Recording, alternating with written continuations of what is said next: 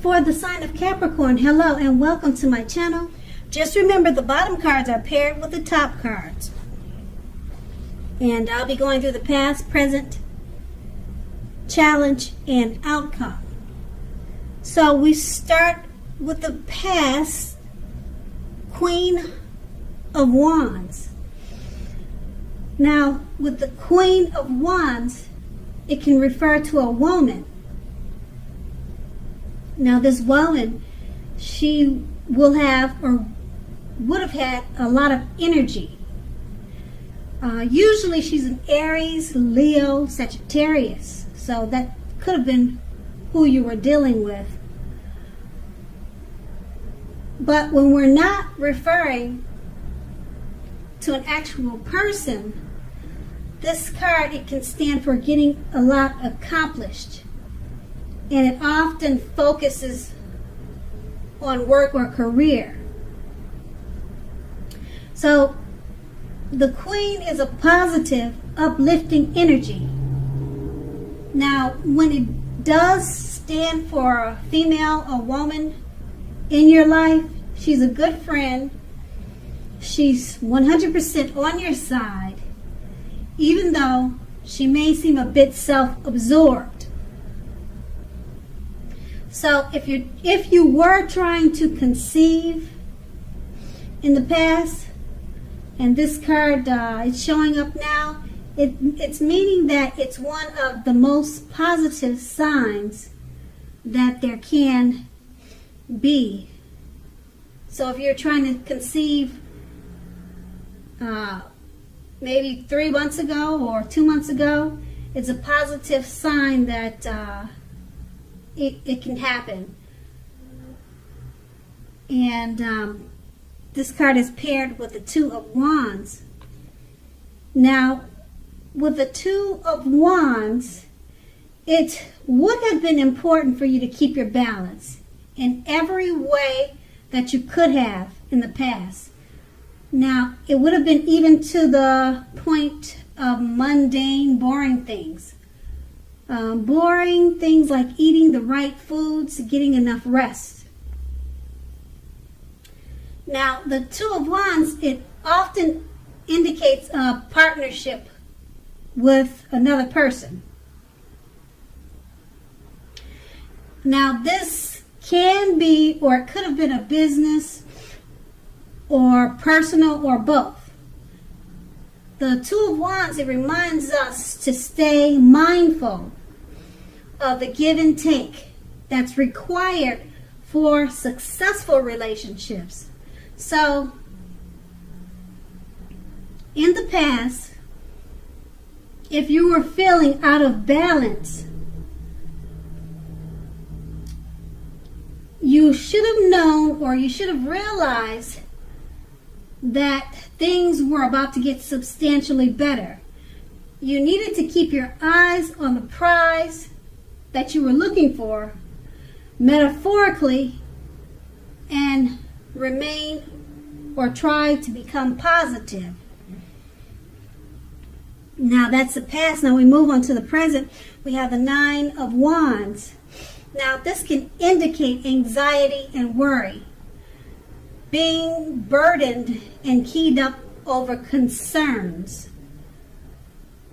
The first and the best step is to try to take action such as deep breathing and calming down. So don't let the things that you're worried about overwhelm you. Take it one day at a time, 1 hour at a time, if that's what you feel you need to do. Now, at least some of the worries will very likely turn out to be imaginary, just all in your head. So try to get specific on what you're afraid of and pick it apart. Because if you think about it, what is the true likelihood of the worry actually happening? So comfort yourself, and If you need help, don't hesitate to ask for it. Asking for help is the mark of a strong person. And we have this card paired with the Page of Wands. Now, with the Page of Wands, people are usually warm, ambitious, high achievers. If you're not dealing with an actual person, the Page of Wands can indicate the energy of distraction. So try to stay focused. Now this card indicates that things that you started some time ago, they're trying to come to life. They're trying to come to fruition. And it can also show a need for a few things, such as new adventures, new approaches, and new ideas. Now the page brings us positive energy. But we have to remember, we have to supply the follow-up. So with these two cards paired together, the Nine of Wands is about anxiety and worry. You're keyed up over certain matters, certain concerns, and it's more than likely all in your head, imaginary. You can see by looking at the picture that's on the card. But being that it's paired with the Page of Wands,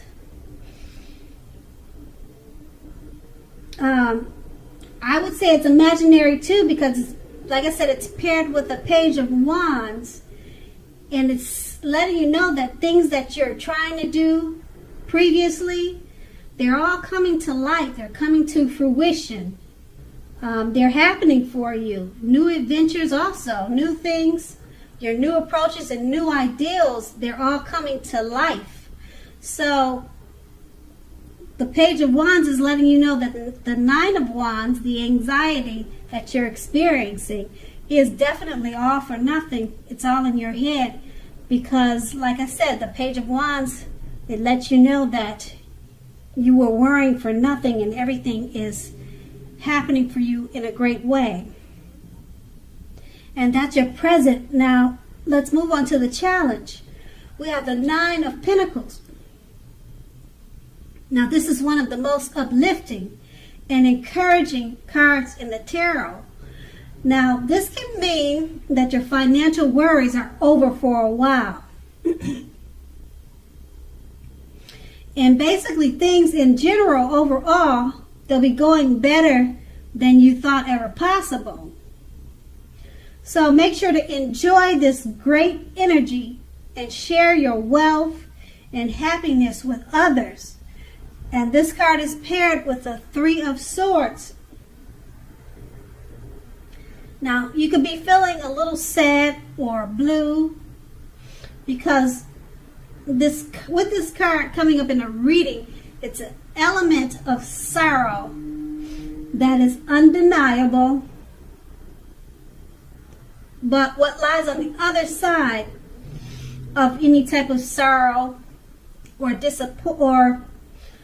sorrow or sadness, it can be enhanced understanding and joy. That's what's on the other side of any sadness that you might be feeling now. So make sure to allow yourself to fully experience any sorrow or sadness that may come up now, so that you can move beyond it. Overall, this card can point to very deep emotional issues that must be addressed before you can move forward. So if you deny the pain, it won't make it go away. So you need to allow yourself to experience it, but don't wallow in it. You don't and you should not wallow in grief or sorrow for long periods of time. However, only you can decide how long is long enough, and others won't be able to decide that for you. Others will not be able to decide that for you. So with these two cards paired together, the Nine of Pentacles, you'll be feeling very uplifted and encouraged. Your financial worries, they're gone for some time. But for some reason, with the Three of Swords, you'll be having some type of, you may be experiencing some type of sorrow or sadness that may come across you at this time, even though your finances are great, and you have a lot that's uplifting you and encouraging you.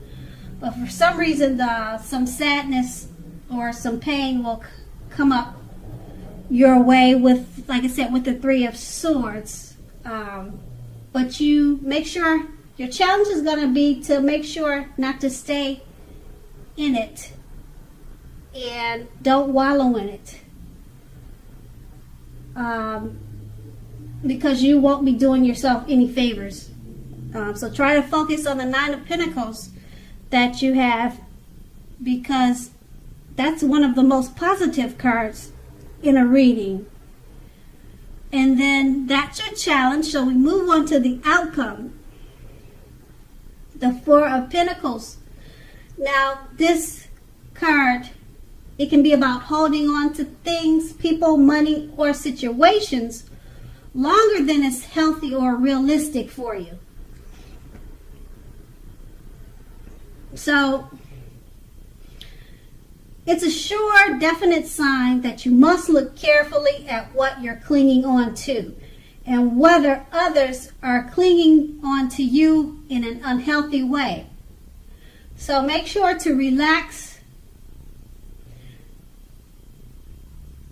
and just know that the Four of Pentacles, it can point to anxiety, fear about money, and or clinging on to whatever it is that makes you feel secure. So the key here is to try to realize that being anxious and grasping does not bring security. And then we have this card paired with the Six of Swords. Now the Six of Swords is a great time for travel of any kind. It also can indicate movement, a change in where you are inwardly.